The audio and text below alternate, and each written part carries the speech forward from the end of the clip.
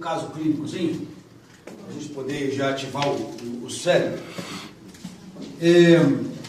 Hoje, vamos relembrar que a gente já falou aí, né, na N2, para a gente não se perderem. Aterosclerose, estão sabendo escrever?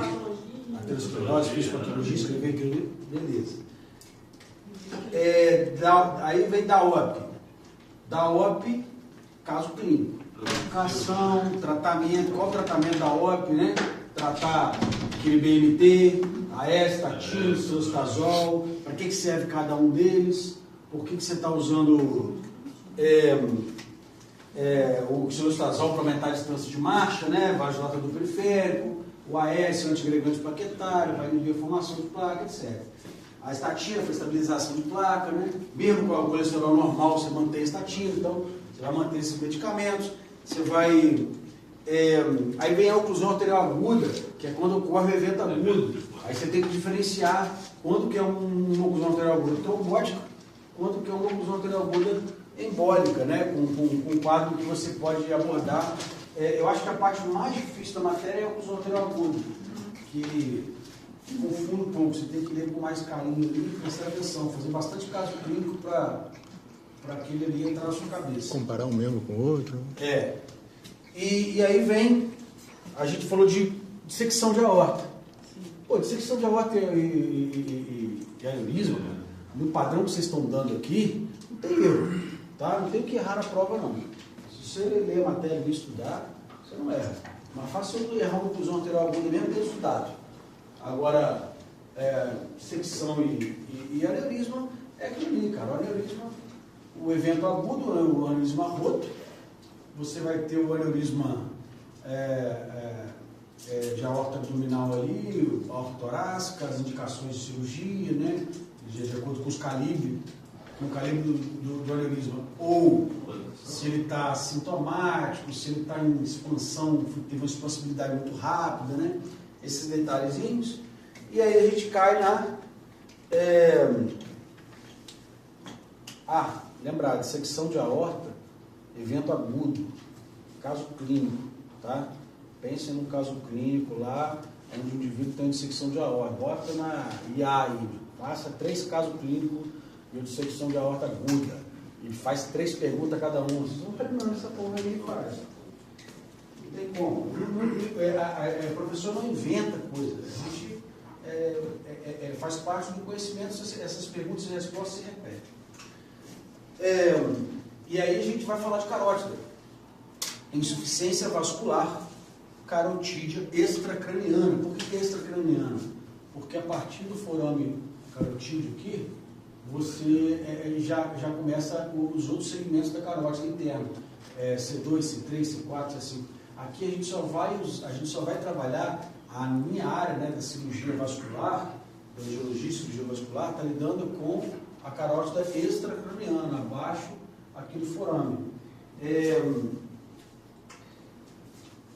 Daqui para cima é a neurocirurgia, tá legal? Então, se eu tiver um aneurisma do segmento 2 da carótida, quem vai tratar isso aí é o neurocirurgião. Se eu tiver um aneurisma da carótida comum aqui, quem trata é o cirurgião vascular, tá? O caso clínico que eu quero colocar para vocês é o seguinte: homem, 71 anos,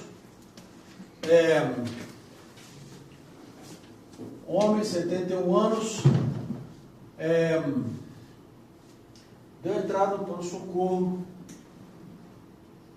com paresia,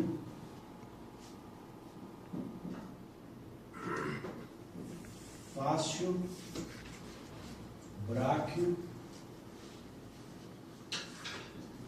crural. Já ouviu falar isso? Não. Hã? Não. Nunca ouviu falar nisso? Não. Tiveram aula de neuro, não, né? Não. Isso aqui é porque é o seguinte, determinado, a gente fala essa hemiparesia fácio-bráquio crural, é porque quando você pega uma região da cerebral média, que é acometida toda a área de confluência, você vai ter uma hemiparesia ou perda de força de um lado do corpo, contrário à região onde teve a isquemia, certo? O cérebro a gente inverte.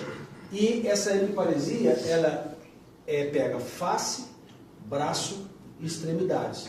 No caso, por isso que a gente chama de faciobráquio-crural. Isso às vezes vocês podem encontrar em caso clínico, descrito, assim, vocês vão achar assim, porra, essa faciobráquio-crural é simples, é só isso.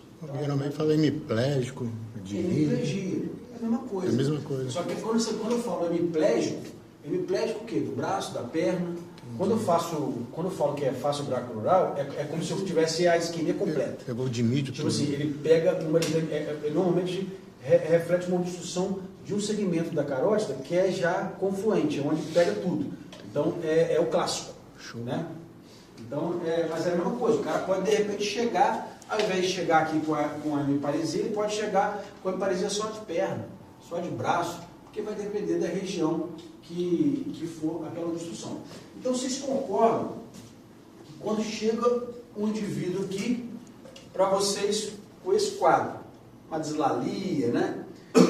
Um desvio de comissura labial, vocês concordam que vocês vão pensar em quê como diagnóstico? AVC. Acidente vascular cerebral, certo? O que é o acidente vascular cerebral?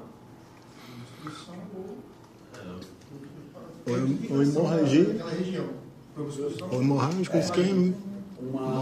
Pode ser uma isquemia, pode ser um espasmo, pode ser um sangramento que gerou hematoma, uma compressão, pode ser, mas o que a gente vai pensar na grande maioria dos casos é o AVC isquêmico, né? A gente sabe que o hemorrágico ele pode representar em torno de 9% a 10%, não sei, a estatística muda toda hora, mas é mais ou menos isso aí. E o isquêmico é a grande maioria dos casos. Beleza. Aí eu te pergunto, beleza, você está pensando numa obstrução que ocorreu na artéria cerebral média. Já falei aqui para vocês, para dar esse caso clássico, esse quadro completo, normalmente a obstrução está lá na cerebral média. Mas e aí? De onde que surgiu isso? Da onde que surgiu essa oclusão? Por que ela ocluiu ali? Esse tronco se formou ali mesmo? Será que tem doença aterosclerótica formando na cerebral? Não tem, não? A gente tem placa em tudo quanto é lugar. Não pode ter placa na cerebral? Acho que pode ter, sim. Então, na verdade, a ideia aqui é essa. A gente tem que tentar entender uma das causas do AVC. E uma das causas principais e evitáveis. Porque isso aqui a gente consegue identificar e evitar, fazendo um screening aí. Na verdade, você não tem placa de ateroma formando na cerebral. Tá? Todas as artérias cerebrais você não tem. Principalmente pela velocidade de fluxo, pela característica da circulação, da hemodinâmica de fluxo, você não forma placa ali. De um modo geral, você tem formação de placa naquelas grandes bifurcações que a gente já falou. Aorta, carótida, ilíaca, femoral, é onde a gente costuma formar placa. Você pode ter trombo, que é diferente de placa. Trombo é um coágulo, sabe? Coagulou ali, mas não placa, propriamente dito. E aí você tem que pensar, bom, esse cara tem um AVC, ok. Você tem um delta T para você mandar esse paciente aqui para o hospital para tentar fazer uma revascularização, tentar fazer um trombolítico, né? A neurocirurgia vai ter que tentar intervir ali para tentar salvar esse paciente. Só que,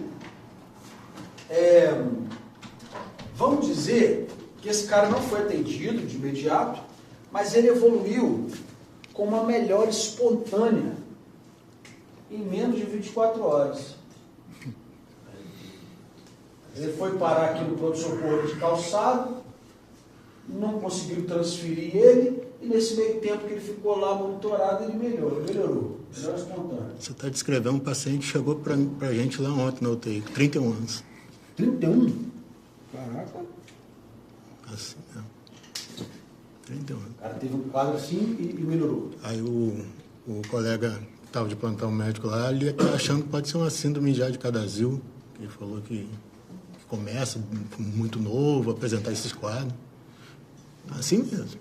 Tem que investigar. Porque aí realmente a idade Aí você pega um quadro, por exemplo, se eu jogo um quadro de 31 anos aqui, aí realmente você tem que começar a pensar em coisas que são fora da casinha. Aqui é um quadro mais clássico. Mas vamos lá. Vocês continuam com o mesmo diagnóstico? Sim. Eu acrescentei essa informação aqui. O diagnóstico continua sendo o mesmo? Não, com certeza não. O diagnóstico muda justamente para um acidente isquêmico transitório. Né? Um AVC transitório. Por quê? Porque provavelmente houve uma obstrução, mas logo houve uma compensação daquilo ali. Se revascularizou, o que aconteceu, mas houve uma compensação. Beleza. O AIT, a gente tem, o paciente vai para casa, tá? A conduta, muitas das vezes, é orientar, ver as medicações, ver os fatores de risco, ver se está com pressão alta, corrigir, papapá. E falou, procura o seu médico no consultório e tal, provavelmente ele teve um AIT. Beleza. O que acontece com esse carinha aqui? Você não sabe por que ele teve o AVC. Você não sabe por que ele teve o AIT. Da onde que surgiu esse trombo? E aí a gente tem que investigar. Por quê?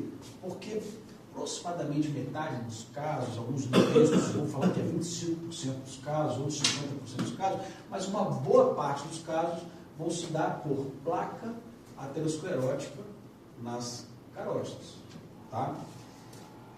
O que acontece? Obstrui quando eu tenho uma placa de ateroma, uma placa aterosclerótica se formando na minha carótida, e o paciente tem um AVC, o que aconteceu? Essa placa foi aumentando e obstruiu a minha carótida? Ou foi um quadrozinho, um êmbolo e embolizou? Então, na verdade, trata-se, o AVC, quando ele está relacionado a uma placa na carótida, trata-se de um ateroembolismo. Certo? Uma embolia que advém de uma placa, de um trombo sobre placa. Lembraram essa ideia aqui? Uhum. Então, beleza, você pensou no ateroembolismo. Então, o que acontece? As estatísticas mostram que uma grande parte, vai estar no texto ali, eu não lembro exatamente qual é a estatística, mas para eu não falar besteira, daqui a pouco a gente chega nele. Mas a gente tem uma estatística alta de AVC, de fato, após a pessoa ter um AIT. Se você não fizer nada, manda para casa, fica lá. Normalmente em torno de 15 dias, investiga, é uma estatística grande de pacientes vão evoluir do AIT para o AVC em menos de 15 dias. Então, esse é o momento de você não perder tempo em investigar. Qual a melhor investigação mais rápida e fácil para você ver se a pessoa tem placa na duplo de carótida. Tá? Estava até te procurando aí um dia desse para fazer o... Lembra, Marcão? A gente estava te procurando, professor. Eu lembro dessa brincadeira. Mãe da amigo nosso. A mãe do Vinícius. A mãe do Vinícius, do veterinário. Leandro. Aí a gente... do Leandro. Ela teve um AIT, aí falaram no hospital que tinha que fazer um dupla de carótida, mas que o vascular tinha quebrado o braço. O vascular tinha caído no banheiro. Eu não estou conseguindo fazer duplo, sabe por quê? O duplo é o seguinte, eu tenho que estar com a mão aqui e a outra no aparelho. Hoje, eu fiz a fisioterapia hoje, meu braço está chegando até aqui. Eu já mandei marcar para uns 10 dias, porque já estou confiando na minha capacidade, mas não vai mais não. Então não estou conseguindo fazer. Vai ser domingo agora eu fiz uma cirurgia de amputação. Estava sobre aviso lá em Cachoeiro, me chamaram, aí eu fui, sem saber se eu ia conseguir operar. Estava sem operar já há 40 dias. O difícil da amputação é na hora de serrar o osso, né? Que você tem que pegar uma serra de giga assim. E aí o que acontece? É porque tem a manha, né? A serra você passa o osso assim por trás e é uma serrinha de mão.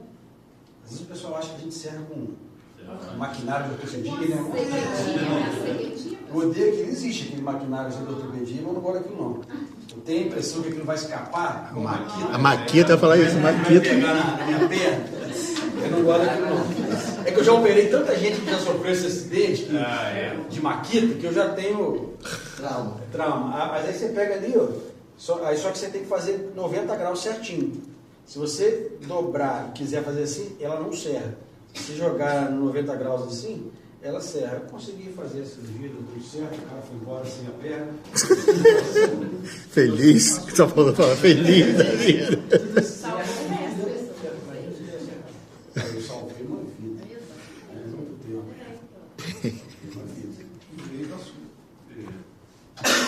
Bom, um dado interessante aqui, a carótida interna, ela não tem ramo.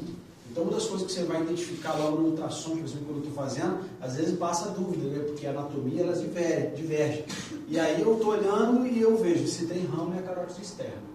Se não tem ramo, é a carótida interna. Então, às vezes, a gente fica na dúvida mesmo para seguir. A carótida interna, ela vai seguir, ela só vai emitir algum ramo quando ela entra dentro do crânio. E a carótida externa não, ela já tem vários raminhos aqui, ó, tireoide inferior, lingual, facial, ela vai subindo as temporais aqui, da calota craniana, auricular posterior, occipital, maxilar, então ela tem vários ramos ao longo do trajeto. Tá? Normalmente as placas elas vão se formar aqui, na bifurcação, e muitas das vezes, a maioria das vezes, ela entrando para o bulbo carotídeo aqui, que é logo no início da carótida interna. Essa aqui é a calota já aberta, só para vocês verem, olha aqui, ó. Que artéria é essa aqui que está passando aqui atrás, ó, que ela sai daqui da subclave, ó, vai passando por dentro dos corpos vertebrais aqui, e ela entra aqui por trás, ó, vertebral, né? Ela forma quem aqui atrás? Artéria basilar. Basílica é uma veia que tem aqui, ó. Artéria basilar. E ela forma a artéria basilar, por sua vez, vai formar a cerebral posterior, né, que vai formar o polígono de Willis. Então, você vê como é que está tudo se comunicando. Aqui, ó, entrou penetrando aqui para o cérebro e ela vai dar origem aqui à cerebral média, a partir desse ponto. Aqui, ó, cerebral média, aqui no polígono de Willis. Ela vai entrar aqui, só para vocês se familiarizarem aí com a anatomia. Esse aqui são segmentos, não preciso decorar isso aqui, a gente não vai trabalhar isso aqui, mas só para vocês saberem, o canal carotídeo, aí vem os segmentos C2, C3, C4, aí você tem esse sifão, né, carotídeo, então isso tudo é a área de atuação aí da neuro. Polígono de Willis, para quem não lembra, aqui, ó, as artérias, as vertebrais, vão formar a basilar, que vão dar origem aqui, cerebral posterior, os comunicantes, a cerebral média chegando aqui, comunicante anterior, cerebral anterior, tá? Formando o polígono de Willis. A importância do polígono de Willis é muito grande. Por exemplo, eu acho que, não sei se eu cheguei a comentar com vocês aqui em outra situação, mas às vezes a gente está fazendo um Doppler de carótida, um senhorzinho qualquer que nunca teve AVC, não tem história de AVC, e de repente eu chego lá, a carótida dele está entupida, totalmente entupida. A carótida interna é concluída. Aí se você já teve algum problema? Não tem nada. O que aconteceu com ele? Aquilo foi devagarzinho, provavelmente por uma placa, alguma coisa assim, foi formando placa, chegou a um grau de estenose tão grande que o sistema vértebro-basilar dele já estava compensando há muito tempo, já vinha compensando devagarzinho, a vertebral dele já estava dando conta. A própria carótida externa, através da oftálmica lá, ela vai gerar também uma anastomose, uma comunicação com a interna. Então você tem uma série de subterfúgios aí para essa compensação acontecer. Então é muito comum você encontrar um paciente que a carótida dele entupiu e ele não sente nada, nem teve AVC nenhum.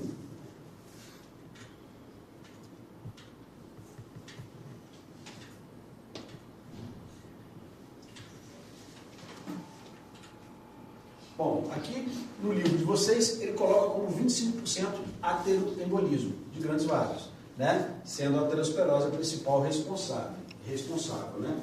Aquilo que eu passei para vocês quanto à estatística.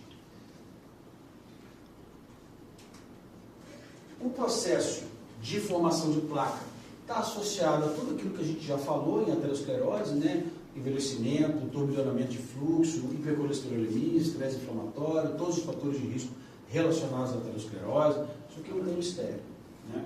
Aqui a gente mostra o que normalmente acontece com a placa, tá vendo? A gente encontra isso aqui, realmente é muito comum. Forma-se essas placas na bifurcação e a gente vai fazendo uma avaliação. O Doppler consegue ver isso bem e mensurar.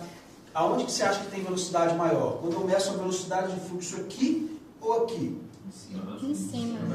Aonde aperta, né? igual a mangueira, né? Quando a gente aperta para jogar o fluxo longe. Então a gente, só de aferir, às vezes no ultrassom eu não consigo visualizar essas placas, porque se a placa for fibrolipídica, ela é muito escura, então você não vê bem. Mas se eu aferir a velocidade aqui, eu consigo mensurar o grau de estenose da placa. Então é uma forma que a gente tem de no ultrassom mensurar isso melhor. Bom, lembrando que o processo de ulceração de placa, né, lesão de placa, fratura de placa, tudo isso ele é um processo agudo. Né? Esse processo de formação de placa ele é lento, ele vai ocorrer insidiosamente, mas o processo de ulceração e formação de êmbolo, de trombo, ele é um processo agudo. Toda placa de ateroma, ela pode progredir tanto para uma calcificação focal e formação de colágeno, ou seja, isso representa cicatrização e reparação. Quando a gente pega aquele senhorzinho, às vezes acontece, eu chego vou fazer um dobro de carótida, e tem lá um indivíduo que tem 10 anos que ele acompanha, todo ano fazendo um dobro de carótida, e está sempre a placa do mesmo tamanho. Mesma coisa, o cara já acompanha, toma o remedinho dele, toma a estatina dele, faz tudo.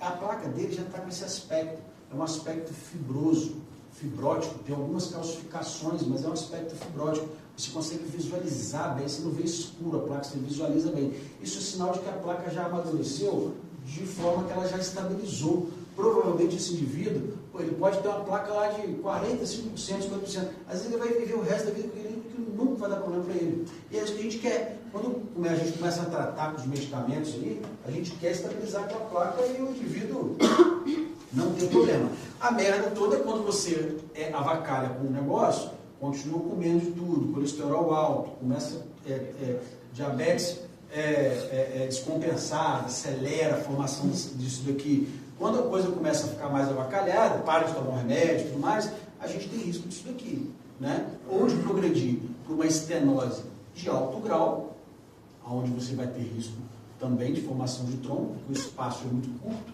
ou você pode ter ruptura da íntima e ocorrer o evento de placa. Tá? Isso aqui é uma imagenzinha de uma ruptura, tá? Uma laceração da superfície da placa aqui. Um buraco aqui. E hemorragia intraplaca seria mais ou menos isso daqui. A imagem é dentro da artéria. É dentro da artéria. Isso não entendi não. Foto. Então não entendeu bem, está como aí, professor. Ficou bem confuso. Agora artéria e fecção. É dentro da artéria, isso aí. Isso é dentro do vaso. Isso aí dentro do vaso. Isso aí é tipo um histopatológico. Ele não é histopatológico. É você pegar o tecido e examinar ele, abrir ele, examinar e visualizar. Isso aqui não está um indivíduo vivo aqui fazendo isso daqui não. Né? É difícil de entender aqui. É como se tivesse aberto isso aqui. Tá? Você pegou, tá vendo essa placa? Isso aqui provavelmente era por cima. Tá? Abriu para poder mostrar e ver.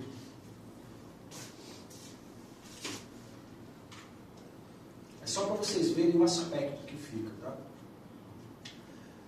Bom, os sintomas vocês sabem muito bem que eles são secundários à localização da obstrução do fluxo, né? E a ação desempenhada por esse território, que é o que está mostrando para a gente aqui. Isso aqui qual exame é esse, gente? Arteriografia. A arteriografia cerebral. Toda vez que a gente vai indicar uma cirurgia de carótidas, por exemplo, a gente sabe que a cirurgia de carótidas, se eu vou operar uma carótida, eu vou clampear ela, certo? Se eu vou clampear ela, eu tenho que ter segurança de que há um fluxo, há um polígono de Willis bem feito para que dê conta. Porque na hora que eu clampeio, né, o cérebro não é igual lá a gente falou do membro inferior, da aorta, que suporta ficar muito tempo clampeado. O cérebro é pouquíssimo tempo. Né? Então, normalmente a gente faz uma arteriografia cerebral para ver se tem um polígono bem feitinho aqui e tudo mais. Então, isso aqui é uma arteriografiazinha de cerebral. Aí os sintomas, por exemplo, relacionados a uma obstrução da cerebral média, cerebral anterior, vão ser diferentes. Eu não vou cobrar isso de vocês para a prova, porque é muita informação. Qual o território? É bom para vocês verem, vocês vão ver que vão ter várias coisinhas nessa aula falando sobre isso. Mas é bom para vocês, só para vocês se familiarizando, mas é muita informação. Isso quando vocês forem da neuro, vocês vão estudar melhor isso, tá? Então, cerebral anterior, cerebral médio, coroide, vertebral, basilar, tudo isso aí que você pode ter, né? Por exemplo, um AVC de cerebelo. AVC de cerebelo, vocês sabem que o cerebelo é o que provoca a intoxicação alcoólica, né? E aí quando você tem quando o cara está bêbado, ele tem aquela marcha do bêbado, essa marcha, na verdade, está por impregnação cerebelar. E o AVC cerebelar é igual. Então o indivíduo chega no pronto-socorro. Ele está bêbado. E não só ele pensando, né? O problema é esse. Todo mundo que está ali está pensando também que ele está bêbado. Até o cara provar que ele não está bêbado e falar, não, gente, eu não bebi. Aí o pessoal dá atenção, porque até então todo mundo acha que está bêbado.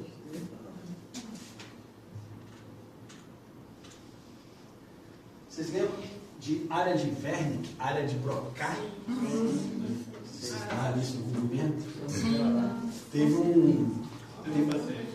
Eu tive um paciente, cara, que chegou assim, ele virava para você e falou assim, você falou assim, o que aconteceu? O que está vendo? E ele assim, os caras assustados. Ele falou assim, pão de queijo na rua tal.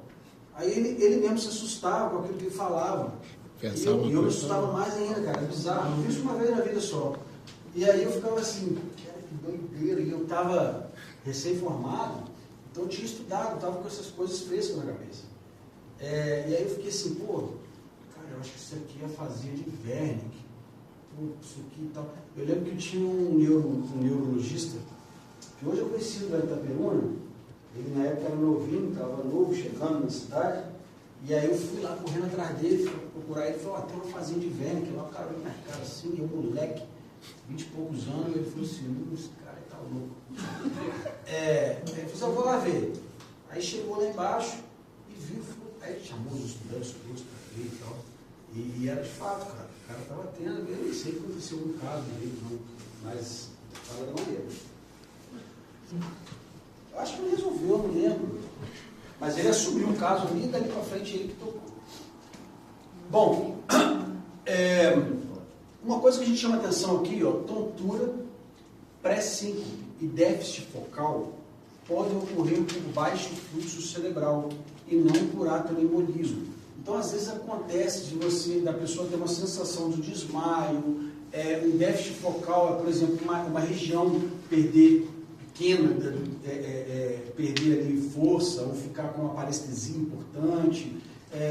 Tudo isso pode ocorrer por baixo fluxo cerebral, às vezes uma hipotensão súbita e tal, e simula muito o evento do AVC, né? Mas normalmente é autolimitado. Se deitou o paciente, colocou a perna para cima, volta. Tá? Outros sintomas, como convulsão e sintomas neurológicos periféricos, não são de origem carotídea. Então, por exemplo, o paciente caiu, o que houve? Convulsionou. Convulsão é um problema cerebral, ele não é um problema relacionado à isquemia, tá? Só para não confundir. Nunca vai chegar um paciente com AVC que convulsionou antes de cair. Tá? Então, se ele convulsionou antes de cair, então o problema é outro. Atividade elétrica.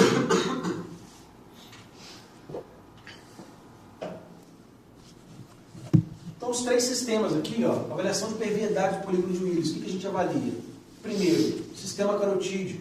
Cerebral anterior está lá, cerebral médio, carótida interna, carótida externa. Está tudo pérvio? Tudo legal? Beleza. Aí eu vou avaliar o sistema vértebro-basilar. Então a cerebral posterior está formada, a artéria basilar está formada, a vertebral desde o início dela, todo o segmento dela está pérvia.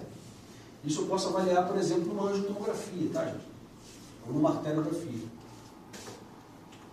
E o sistema das comunicantes, formado pela comunicante anterior, lá em cima, e a comunicante posterior ali atrás. Beleza? Não tem muito mistério, só para lembrar que a gente tem esses 3 sistemas aí. Uma vez eu coloquei numa prova esse troço aí. A Rosa já está circulando ali. Quase rasgo no caminho. Depois você me pega e me emprestar. Bom, rastrear isso daqui com ultrassom, gente. É muito simples, muito fácil. Não tem nada que eu precise, não tem nada invasivo. uma ultrassonografia. Olha essa imagem aqui, ó, tá vendo? Bem que eu falei, isso aqui é uma placa fibrolipídica. A parte fibrótica é a parte que está mais embranquiçadinha. A parte lipídica normalmente é a parte mais escura. Então é uma placa que eu não estou vendo cálcio nela, é uma placa que não está difícil de ver. Então a placa, quando ela é principalmente lipídica, ela é muito escura. Então aqui a gente está vendo uma plaquinha ocupando aqui, vamos dizer, 100% aqui talvez uns 30% aí, 30% a 40%, a gente poderia mensurar. Ah, mas eu não tenho certeza. É só você avaliar a velocidade de fluxo. Você pega o local onde sem estenose vê fluxo e pega o local com estenose vê fluxo. Se a gente tiver uma diferença grande de velocidade de fluxo aqui, pode ser que exista. A gente coloca dentro de um cálculozinho lá matemático e consegue chegar à conclusão. Hoje em dia os equipamentos fazem esse cálculo todo para a gente, né? Antigamente a gente tinha que fazer na mão. Indicado para quem? Pacientes maiores de 65 anos com 2 ou mais fatores de risco, certo? Então qualquer paciente hipertenso ali, idoso, você já pode pedir, se ele nunca tiver feito na vida um ecodoppler de carótida, vale a pena fazer.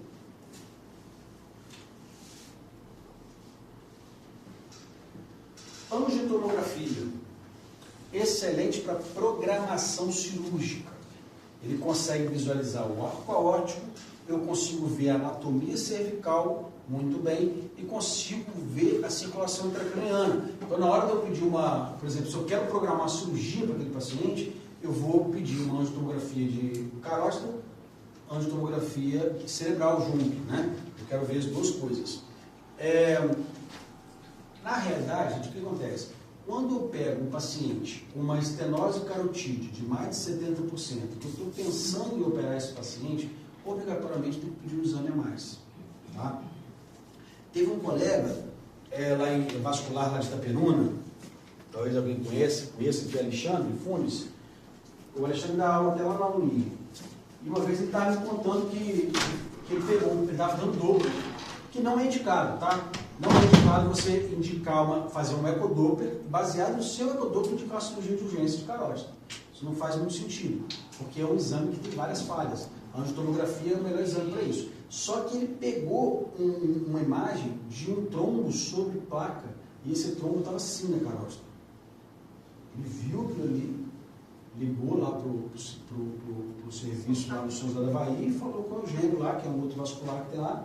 Ele falou, Eugênio, ó, estou aqui com uma placa. O Eugênio desacreditou de início, porque ele falou, pô, mas vai indicar com ultrassom, pô, e tal. Ele chegou para ele, o paciente, ele viu e botou em sala, botou na mesa e operou. Quer dizer, o paciente estava em iminência de ter um AVC isquêmico, provavelmente um isquêmico grave, né? Era uma placa, era um trombo grande. Então pode acontecer, mas não é a melhor indicação. Ressonância magnética não tem grande vantagem aqui para visualizar a estenose. A mesma coisa acontece nas outras patologias que a gente estudou, né? A gente sempre pede no tórax, no abdômen, sempre no angiotomo. O angiotomo para visualizar é melhor. A angiorressonância ela vai ver volume, ela vai ver tecido um pouco melhor do que a tomografia, tá? Então, na nossa avaliação aqui, nesse caso, a angiotomo ela se sobressai. O que vocês estão vendo aqui nessa imagem? Se eu colocar uma imagem dessa aqui na prova e falar assim, deu diagnóstico de tratamento. Estenose Então, primeiro, eu vou perguntar, qual é o nome do exame? Letra A. Letra B. Qual o diagnóstico? Letra C, tratamento. Só. Estenose. Ó, vocês vão responder, eu vou falar se está certo, bem certo, né? Porque depois você se ensina. Não é isso. 0,0, vamos tirar 0,0. Fala aí. Só a arteriografia, você quer que complemente alguma coisa? Tem que ser em ordem. Arteriografia de... Não, é importante você saber a carótida direita ou esquerda. Ué, professor. Ué, só quando Ó, ali tem uma obstrução Tá de de novo. É difícil. Ainda bem que até o computador me ajudou aí.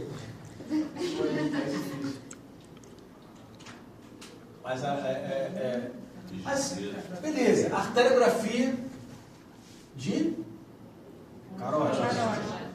Beleza. arteriografia de carótida, tá bom. Então 0,75. Aí, qual o diagnóstico? Olha, tem uma obstrução aí, porque ela vai subindo e para ali, ó. Aquela de lá. Mas era para estar sem fluxo. Tem alguma coisa passando ali? Aonde? Passa aqui, vem cá. Vai lá, Você que tá sabendo? Eu não. Não estou enxergando. De longe eu não enxergo, né? Ó, eu acho que aqui ela parou. Embaixo. Aqui ela parou. Aí. Primeiro você tem que me dizer o seguinte, qual que é a carótida interna e qual que é a externa? A interna não tem, a externa tem. Então, isso que eu tô falando, ela parou. Não. É da esquerda que cai. Essa é a interna. Então vamos lá. Isso aqui, ela parece que está emitindo ramo, ela vem aqui para trás, faz uns caminhos bem loucos. Então isso aqui provavelmente é externo. Então aqui provavelmente é interno. E aí você está vendo o contraste passar, está invertido, né? Está claro aqui, escuro aqui, tá? Mas isso aí o próprio aparelho de radioscopia faz, tá? Eu inverto, eu posso colocar aqui claro e aqui escuro e inverter. Então aqui tá. Aí tem um fluxo, de repente tem uma interrupção de fluxo aqui, né? Só que não é uma interrupção completa, É porque tem Passa fluxo. o fluxo, né? E esse fluxo passa, não passa. Beleza. O que eu tenho de diagnóstico aqui então? Estenose parcial. Só parcial, tipo, só metade? Estenose de carótida Interna Tem que parcial. falar que é só uma parte, um pouco. Você coloca uma suboclusão, uma estenose severa, maior do que 95%, vamos dizer assim, Eu acho que tá um de número. carótida interna, de carótida interna, tá? É isso. Mas o Diagnóstico que a gente quis dizer assim, como ainda passa um fiozinho ali, ele se fosse passando nada, também seria. não, aí seria oclusão. Aí Se não você, passa nada, seria Seria oclusão. oclusão. aí você passa, nem veria a Aí parte de você só põe cima, no né? diagnóstico. Você não veria a parte de cima. Entendi. Estaria ocluído. Não está com isso ali perto que não. Então aqui é uma suboclusão, porque é só um fio que passa ali. Então ela tem uma estenose severa. Porque assim, dizer exatamente qual a porcentagem, mas eu estaria aqui mais de 90%. Uma estenose aqui, né? Está por um fio. Então vocês concordam que aqui, nesse caso, para avaliar a estenose, seria um padrão ouro? Aqui sim, padrão ouro, avaliação hemodinâmica, avalia o arco, avalia o cérebro, eu posso chegar lá, botar a radioscopia aqui no cérebro, ver o cérebro também, então eu consigo ver tudo da maneira que eu quiser, basta eu fazer a rotação ali do aparelho. É invasivo, eu tenho suas complicações, principalmente a anaflaxia, né? Avaliar a circulação cerebral, é obrigatório, como eu já falei. As outras imagens são outras imagens aí com exame, com estenose, que é uma placa grande, tá vendo? Essa outra imagem aqui é interessante, ó, grava essa imagem aqui. A artéria está fazendo isso aqui, ó. E essa aí é a interna, pelo jeito, porque ela não tem ramo, né? Perfeito aí, ó. Mas eu quero saber o que tem aí, né? O que você falaria? Então- A gente fala uma coisa e você fala que é outra. Tem um negócio lá, ó. Qual que é o negócio? Você já falou uma coisa interessante. Mas qual que é Quer essa acertar parte? tudo? Vai, claro. Vamos chegar lá.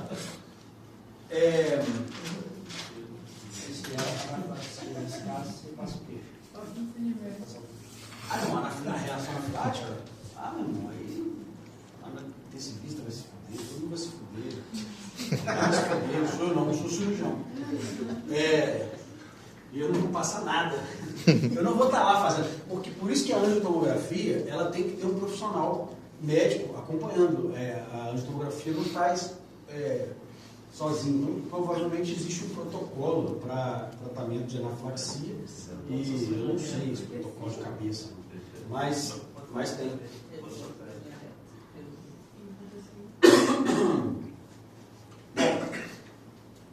Paciente sintomático e assintomático. Essa é a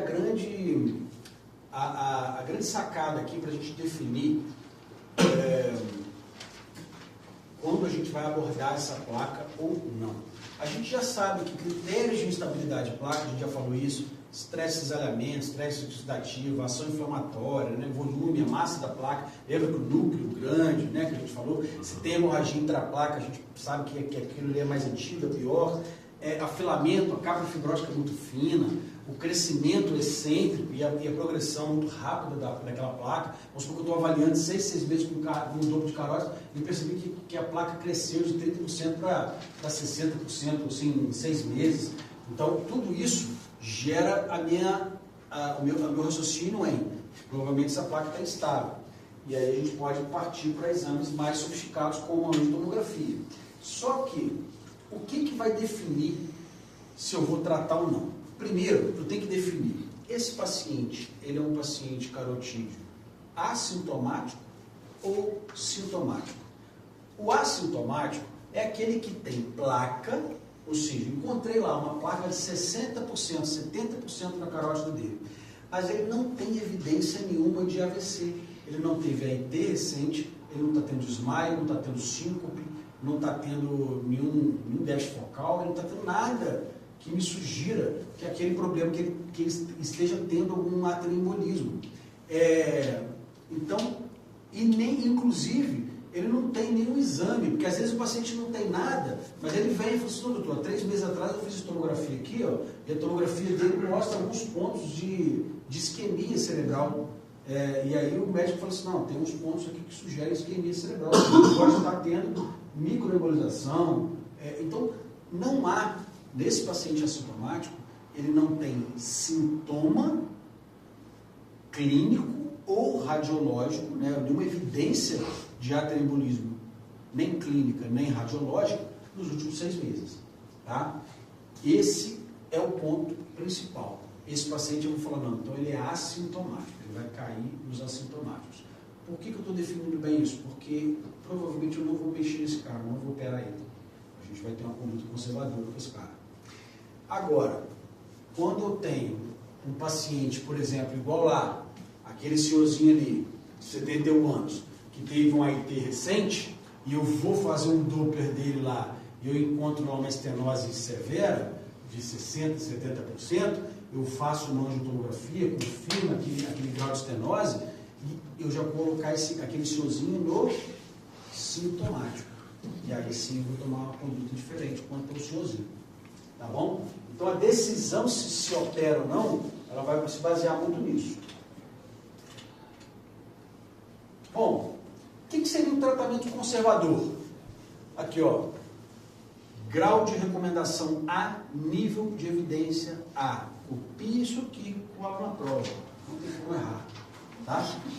Copie isso aqui e cola na prova. Dieta saudável, cessar tabagismo, atividade física, fazer AS em baixa dose, utilizar estatina de alta potência, controle de hipertensão, controle glicêmico rigoroso, para todo paciente com estenose carotídea documentada. Beleza?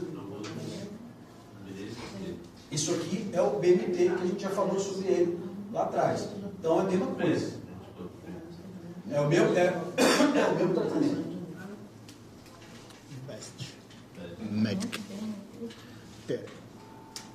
Coloca BMT na prova, não. Bom, aí tem uns detalhezinhos que vocês têm estudado um pouquinho em cardio, eu acho isso aí. Que é controle de fatores de risco, né? Você vai. Agora não é abaixo de 140 por 90, né? Isso aqui já está até defasado, né? Agora tem que ser abaixo de 120 por 80. Todo mundo. Diabético. 120. Manter valores de hemoglobina. Abaixo de 7. Cessar tabagismo. O tabagismo, só do cara fumar, ele aumenta 2 vezes o risco de AVC. Instituir atividade física. Só dele começar uma atividade física, ele já diminui em 25% o risco de AVC. Olha só como é que diminui drasticamente, né, cara? 1/4 do risco. Dislipidemia, né? Cuidado com o colesterol, o LDL, o colesterol manter abaixo de 70. Então, tem umas orientações específicas para o doente. De modo geral, o doente que tem doença aterosclerótica, né? Documentado. 120 não dá não, gente. Mas é pré-hipertensão. Tá batendo 150. Passar mal aí, né? Porra. Passo mal, sempre passo mal. Aqui a gente está meio que repetindo um pouco do que a gente já falou sobre o AS, os efeitos dele aqui, sobre as estatinas, sobre estabilização de placa, repetindo um pouco daquilo que a gente já falou. Quando que eu uso dupla de agregação plaquetária, principalmente o paciente que já foi submetido a procedimento cirúrgico, né, pós-angioplastia, a gente faz muito o AS com o clopidogrel, tá? O AS com a rivaroxabana é trabalho mais novo. Recentemente, eu tive até um paciente que eu vinha fazendo isso aqui, e ele teve um evento qualquer, eu tive que trocar de novo pro AS com o clopidogrel, então eu mantenho sempre aquela conduta lá de AS com clopidogrel, na grande maioria dos casos. E essa aqui eu tirei essa frase aqui do Brito, da 4ª edição do Brito, que existe uma forte tendência na literatura atual a desencorajar a cirurgia para pacientes assintomáticos. Estudos recentes mostram riscos tão baixos quanto 1% de AVC em pacientes com BMT, ou seja, com Best Medical Therapy, né? Então, o que ele está dizendo aqui? Porque existe uma guerra na indústria. Imagina que eu vendo stent. E aí, porra, eu vendo stent de carótida. E a literatura fala assim, não precisa tratar não precisa botar stent na carótida não. Porque o paciente, o risco dele ter um AVC é muito baixo. O paciente que não tem sintoma nenhum. Eu vou investir, né? Eu vou investir em estudos tentando provar que quando fazer o stent, colocar o stent, fazer a angioplastia é melhor para o paciente, diminui o risco de AVC. Então, eu vou fazer de tudo. Então, os investimentos nunca são para você não fazer alguma coisa. Os investimentos são sempre para você fazer, né? Então, o que acontece é que existe sempre que entra grana no meio, né? Isso influencia muito naquilo que vocês estão lendo hoje como verdades absolutas, né? Vocês viram na época da pandemia aí, aquela loucurada, né? Todo mundo tinha opinião sobre tratamento. E eu que era médico, eu ficava assim, gente, eu não sei o que fazer, se é para tomar esse remédio, se não é para tomar esse remédio. Eu não sei, mas as pessoas têm uma certeza absoluta. Mas isso acontece, de um modo geral, quando tem, na época da pandemia tinha interesses econômicos e políticos. E aqui a gente tem interesses econômicos o tempo todo.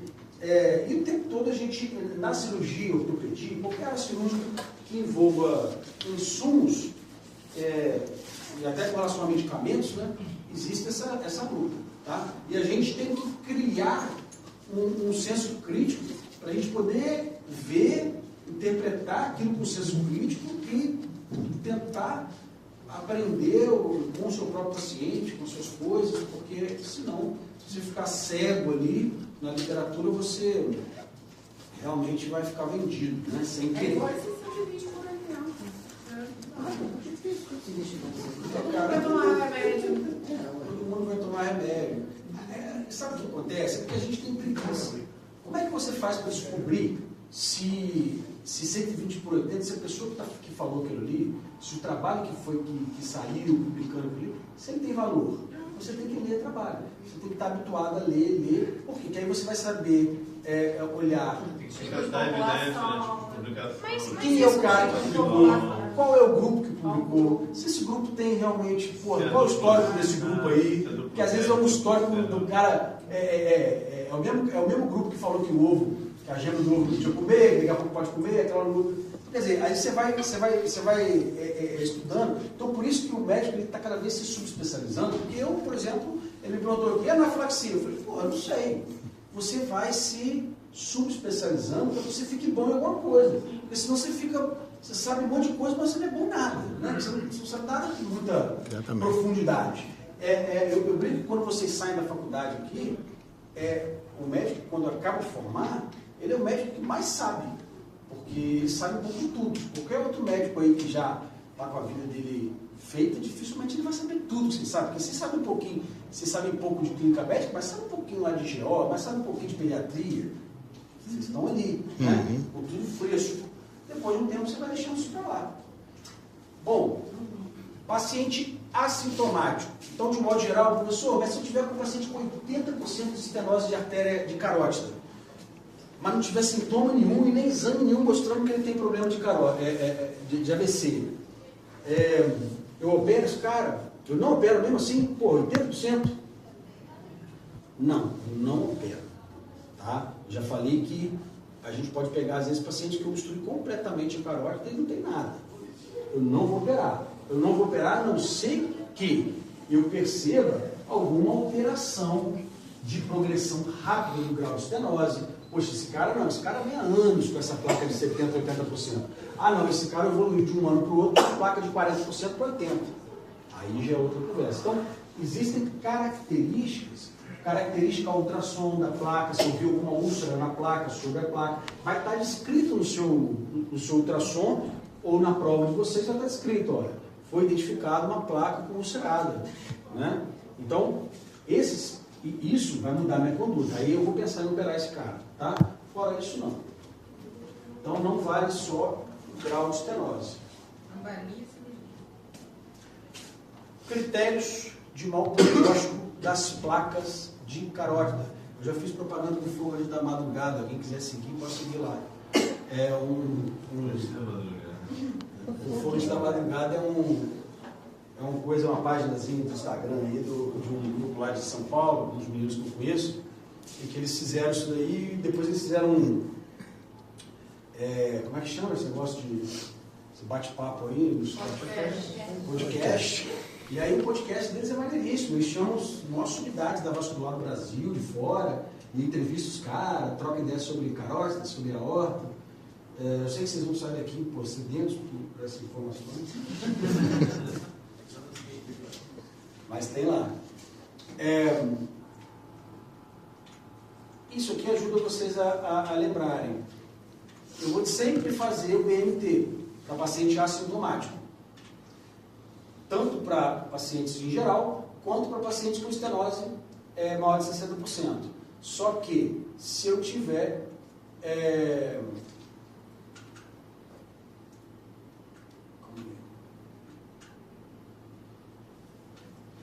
paciente com estenose severa, maior do que 60, em paciente com alto risco para AVC, ou seja, com algum daqueles critérios lá que a gente falou, a gente vai intervir nesse paciente. Fora isso, não. É mais ou menos o que a gente falou ali na última página. Aqui, eu coloquei endarterectomia ou angioplastia. O que é isso? Endarterectomia, eu vou pegar a carótida, vou abrir no meio e vou pegar uma espátula, vou limpar aquelas placas ali, tirar aquelas placas e fechar a carótida. Normalmente, sobre o estrutura da carótida, a gente coloca ainda um couro bovino lá que a gente usa para poder proteger um pouco mais. Mas, de modo geral, é isso. A cirurgia não tem mistério. Isso é a endarterectomia, é a cirurgia que sempre foi feita. De uns 20 anos para cá, vamos dizer assim, começou a vir a angioplastia de carótida. E a angioplastia é aquilo que eu falei. É material, é mais caro, é stent, é balão. E aí começou uma briga. Qual é o procedimento que mais é indicado? Angioplastia ou endarterectomia? Angioplastia ou endarterectomia? Aí 10 anos se passaram, todo mundo metendo ferro, colocando stent. Aí de repente saiu um trabalho feito em vários serviços do mundo todo, e todos eles mostraram que a endarterectomia de carótida, a cirurgia aberta, era mais segura em termos de isquemia, principalmente se tratando de pacientes jovens. Aí a angioplastia passou a ser indicada só para idoso, aquele paciente já com muito idoso, ou aquele paciente que tem uma anatomia cervical muito ruim, para você abordar cirurgicamente, pescoço muito curto, seria esse caso. A maioria a gente continuaria tratando com endarterectomia. Hoje, com a evolução dos stents, balões, etc., voltou-se essa guerrinha aqui de qual que é o melhor procedimento. Então, para vocês, gente, pouco importa. Eu preciso que vocês indiquem cirurgia ou não. Tá legal? Então, vocês vão lá indicar. Qual é a indicação desse tratamento? Endarterectomia cirúrgico, cirurgia de carótida. Tá? Agora, a técnica que vai usar é o vascular que vai usar. Igual naquele caso que você deu ali, por exemplo, colocou indicação de cirurgia de carótida. Indicação de cirurgia de carótida, não importa ali. Tá bom, Quem me pagar mais. Eu escolher aquilo que me dá mais gente. Não, aí você fala assim, quem escreveu o nome certinho depois tem direito a ganhar mais. Aí você fala assim com a gente. Você tirou 0,2 e o outro escreveu esse problema nome que ele dele. vai escrever errado, eu vou tirar a ponta. Então é melhor escrever só cirurgia de carote. Tá certo. Endarterectomia. Bom, e paciente assintomático, o que a gente faz? Sintomático. Tá? Paciente sintomático, olha aqui a estatística que eu falei, que eu não estava lembrando exatamente. Até 25% dos pacientes com AITs recorrem antes dos 14 dias após o primeiro evento. Então, ou seja, 1/4 daqueles pacientes lá que tiverem um AIT vão recorrer. Então, a gente tem que... E é muito comum, eu vejo isso muito. O pessoal libera, mas não libera avisando. Tipo assim, porque você tem que liberar o paciente falando assim, ó, a situação sua é essa. Você tem risco de ter isso aqui de novo e pode ser fatal. Então, procura... Né? Você pode até liberar o paciente do pronto-socorro, mas tem que avisar ele, ó, procura com urgência, ver isso daí, porque você pode ter algum problema, porque senão as pessoas acham que está resolvido. Não se deve retardar abordagens em pacientes sintomáticos. Né? Estenose menor do que 50%, a gente vai, não precisa fazer nada, a gente vai só acompanhar com exames seriados de ultrassonografia, beleza? E tratar os fatores de risco. Ou seja, BNT. Paciente com estenose maior do que 50%, maior do que 60%, maior do que 70%, a gente vai intervir. Tá? A gente mantém BNT para todo mundo, não esqueça do BNT, não é porque você indicou cirurgia que você não vai indicar o BNT lá. Aí você escreve endarterectomia direitinho, mas não escreve o AS, statina, né? Você não escreve lá que o paciente tem que cuidar da pressão, você não escreve que tem que cuidar da glicose. Dieta, entendeu? Não é escrever o BMT não, né? É escrever os fármacos, né? Exatamente, pode escrever BMT não. BMT é uma sigla que não tem nada a ver com o negócio. Só lembrando disso. A gente já ia escrever só BMT, professor. Eu sei. Então você entende, né? Estamos escrevendo para quem sabe ler. Aí nesse caso o desconto é maior. Vou escrever para a pessoa certa. Se escrever para um GO, ele não vai entender nada, né? Se escrever para um GO mais para o anjo, sim. Não. Olha só, aqui é um balão, tá vendo? Você imagina o seguinte, gente. Vocês falam assim, pô, vai complicar, né? Imagina que eu estou lá numa carótida, ali, pertinho do cerebral médio, aí tem uma placa aqui toda fodida, aí eu vou lá e fico lá. Passo um catéter, o catéter não passa, ele não passa no meio certinho, né? Ele vai bater, ele bate na placa, bate na outra placa, bate na parede, beleza, passei um fio. Aí eu vou passar o balão entra como aqui? Qual a chance de eu ter um AVC durante o procedimento de reumatismo? Muito grande. Então, para isso, eles criaram um filtro.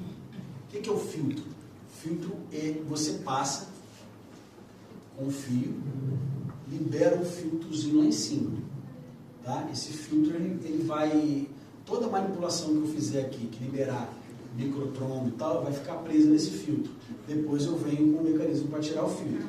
Aí vocês vão perguntar, Guilherme, mas para passar o filtro? Mas para que chegar esse Você não tem que chegar lá? Né? Tem, né? Boa pergunta. O que passou antes do filtro foi. Mas o que foi antes? Aí foi. Então é assim, é nesse pé que estamos. Né? A vida não é perfeita. Só pra vocês entenderem. Aí faz o balonamento e deixa o stent lá. Pô. Cirurgia dá tudo certo, fica ótimo. Quando dá certo. Né?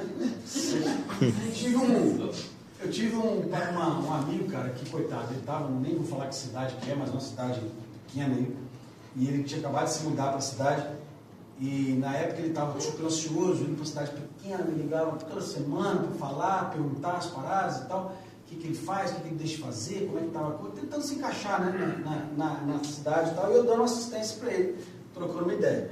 Aí, porra, ele indica uma cirurgia de carótida. Ele me perguntou. Se ele tivesse perguntado, eu ia falar para ele não fazer. Por quê? Cirurgia, você está chegando na cidade.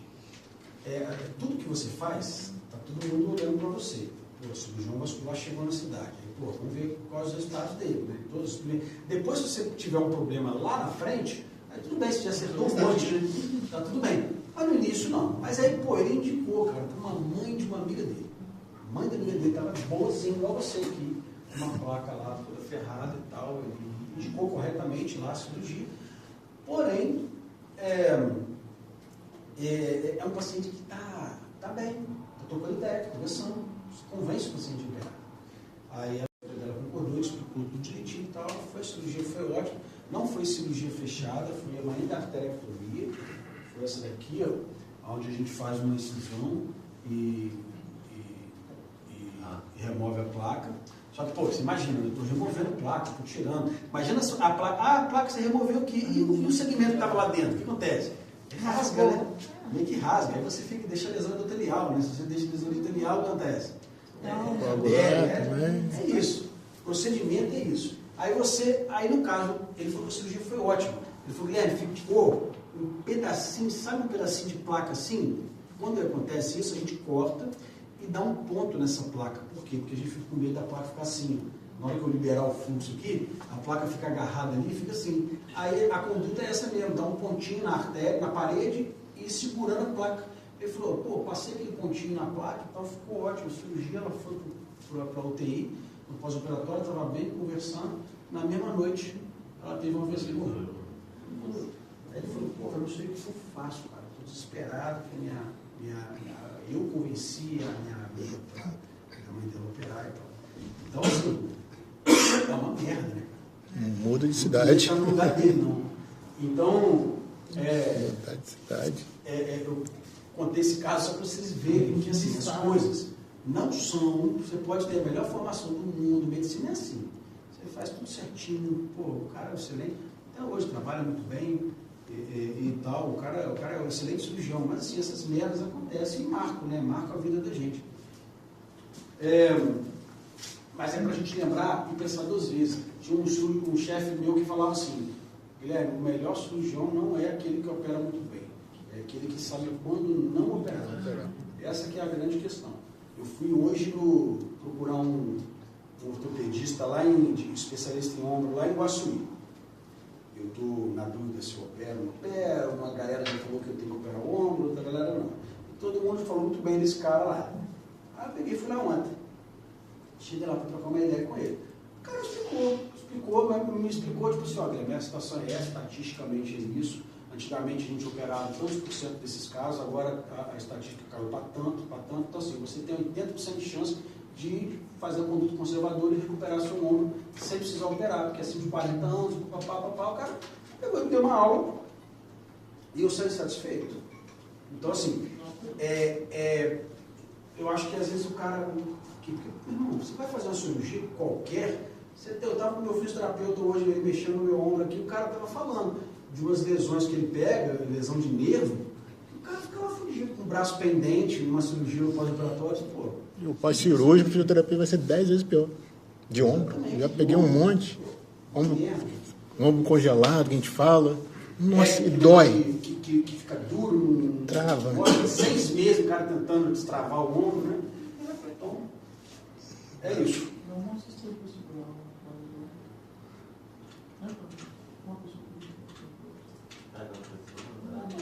Bom, esse fluxogramazinho, depois vocês dão uma olhada, tá? Só para poder seguir e facilitar o estudo de vocês ali. Não sei se facilita muito, mas eu acho que gravar aquilo que eu passei para vocês é o melhor, tá? Agora, existem casos em que a gente tem insuficiência vascular não aterosclerótica. Lembra que eu falei daquela imagem lá que eu mandei se decorada? Agora que imagem ali? Grave então. Toda vez que cair uma imagem daquela na prova de vocês, seja onde for, é muito comum cair, tá? O pessoal gosta. Displasia fibromuscular. É uma artéria, você faz a arteriografia, a artéria está assim, carosta, tá? Em colar de contas, que fala, né? Displasia fibromuscular. Ou dissecção espontânea. O que é dissecção espontânea? A mesma coisa que acontece na aorta. Só que a pressão, pico hipertensivo, rompe o endotélio lá, começa a dissecar. Então, tem paciente que ocorre uma dissecção espontânea da carótida. Tá?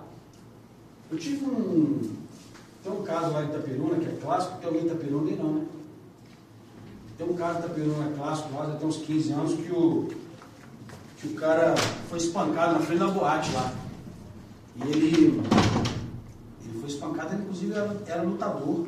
O cara bateu num cara lá, e aí depois saiu um monte de amigo dele lá do lado de fora, pegou ele lá na rua, bateram tanto nele, e ele tava, parece que ele ficou no meio fio, era um chute. E o cara foi pro hospital, no hospital ele teve uma dissecção de carota. Até hoje ele não morre, teve um AVC assim, e até hoje ele não morre, várias coisas, não fala direito, até hoje ele tem problema. Ele teve uma dissecção, mas aí foi uma dissecção traumática, né, da carótida.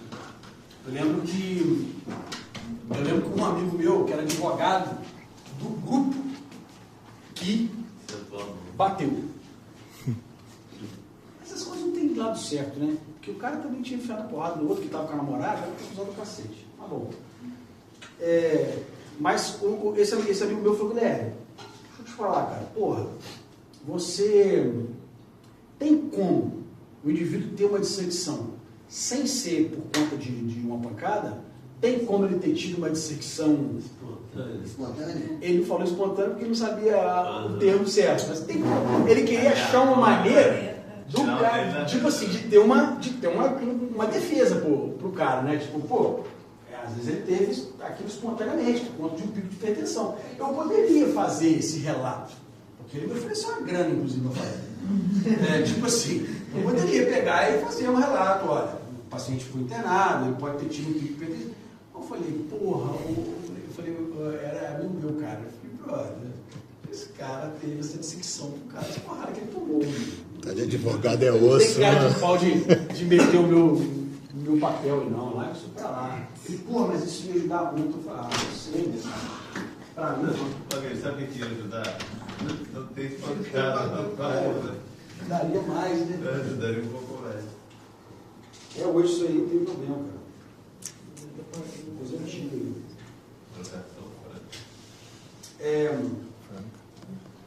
Aqui, com relação à dissecção, a gente pode fazer uma cirurgia, tá? Tentando colocar um balão, por exemplo, para resolver essa dissecção aqui. Em alguns casos, se não der muita repercussão, a gente deixa do jeito que está, não faz nada, tá? Eu não preciso decorar muito isso, só vocês saberem que existe. Não vou cobrar muito de vocês. Dor no pescoço, cefaleia. Lembra que eu falei que a dissecção dói? Então a dor no pescoço rasgando aqui para cima vai ser também característico da dissecção de carótida. Não é comum isso daqui. A gente pode muito bem fazer só anticoagulação apenas. Tá? Você vê que aqui, ó. Olha que engraçado. Tratamento do Mafei. Quinta edição. Anticoagulação. Tratamento do Brito. Isso, cada lugar que eu vou ler vai ter um tratamento diferente.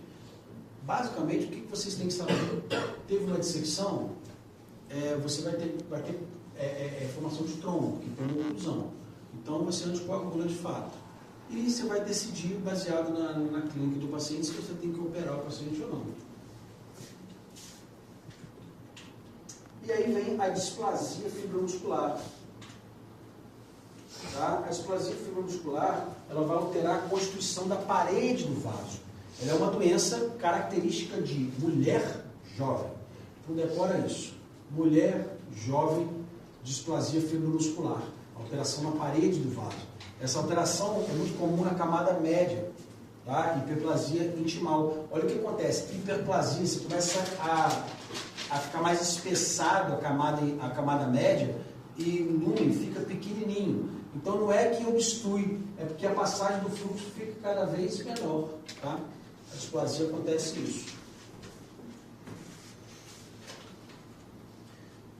Outra associação importantíssima é a associação com a artéria renal. Então sempre que você encontrar um paciente com displasia fibromuscular renal, você vai procurar na carótida.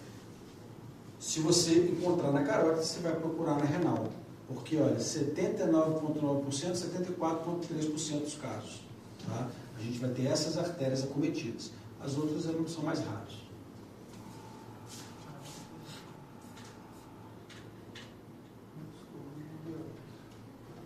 Então aqui, ó, aquela imagenzinha que eu falei para vocês, tá?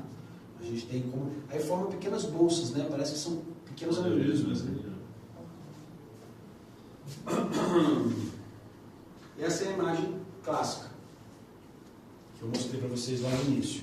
Isso aqui é uma arteriografia mostrando uma dilatação aqui com tortuosidade dela. É como se fosse isso aqui, ó. Estenoses, dilatações, estenoses, dilatações, estenoses, dilatações. Parece um colar de contas. Então, por isso que forma esses bolsões com estenoses assim. Isso aqui é clássico de... É uma imagem clássica de... Isso é só a aparência de que ela está girada, mas ela na verdade não está girada, ela está com dilatações. São pequenas estenoses. Em relação a ser direito ou esquerda, aí tem alguma forma de entender o que é direito e esquerda?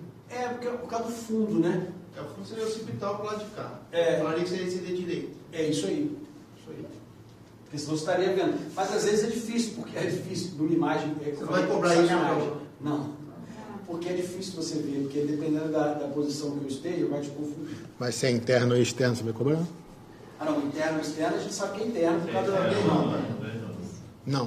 Eu Tem que botar. Por exemplo, aqui que eu botei uma imagem dessa aqui na prova para vocês. Pô, não tem erro. Displasia fibromuscular, imagem em colar de contas, carótida interno, arteriografia de carótida. Qual exame? Arteriografia de carótida. Qual o diagnóstico?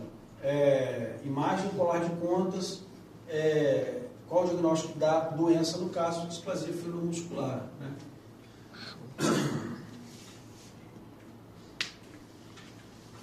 Esqueci esse colar de contas. E aí, com relação à cirurgia, paciente que não tem sintoma nenhum, eles mandam dar uma AS, tá? Não tem comprovação científica nenhuma desse AS aí. Nego dá, não sabe nem porquê, talvez pelas estenoses ali, vamos dar uma AS porque, né, a gente não sabe direito, dá uma AS. Não tem evidência para uso de estatina, a conduta é empírica, não tem estudo randomizado que é para usar AS, mas a gente usa. Para não dar nada, né? Para não dar nada, né? No No sino não, a gente dá uma AS.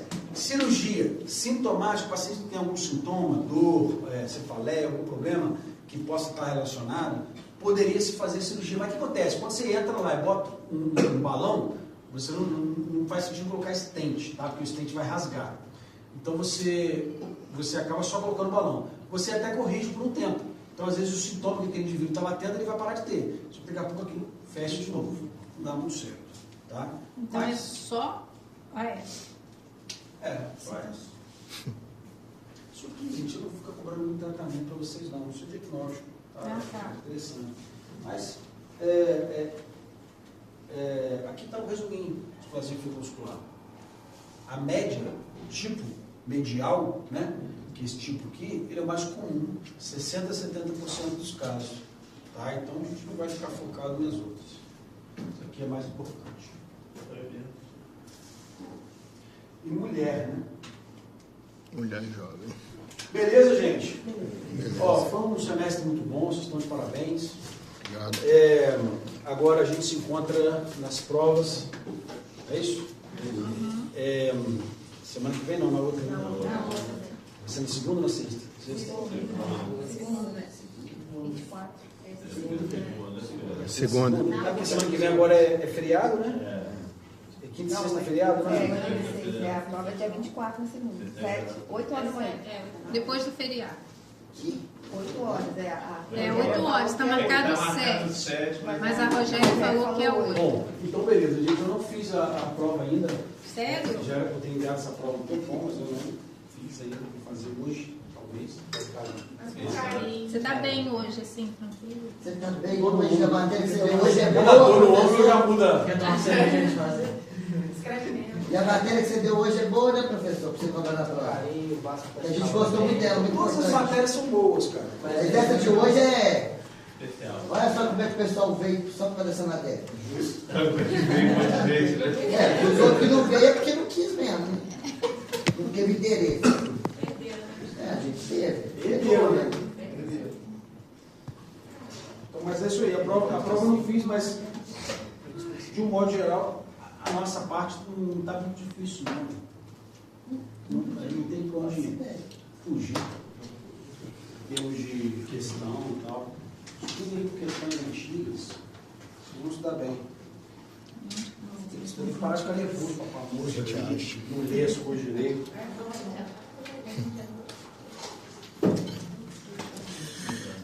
Valeu.